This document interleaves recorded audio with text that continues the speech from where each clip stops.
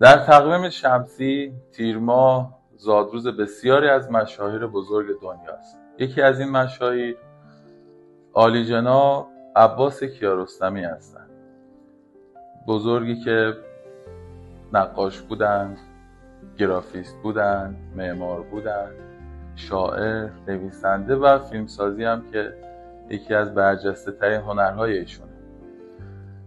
ایشون در 1 تیر ماه به دنیا اومدند، 14 تیر ماه از دنیا رفتند و 20 خاک سپاری شدند. یاد خاطر ایشون رو در این ماه گرامی می‌داریم.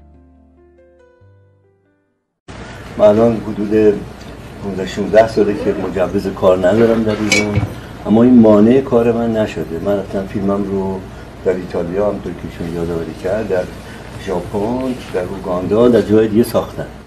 اگر شما نتونین که با مشکلات مواجه بشین، طبیعتاً باید ترک بکنین یا باید تسلیم بشین به اون چیزی که ازتون میخوام. من راه حل شخصی خودم پیدا کردم. به صرف اینکه ما در شرایط بسیار دشوار فیلمسازی و زندگی در ایران هستیم، نمیتونم رفع مسئولیت کنم از اینکه این شو قابل ادامه نیست. همونطور که می‌بینید ادامه میدم.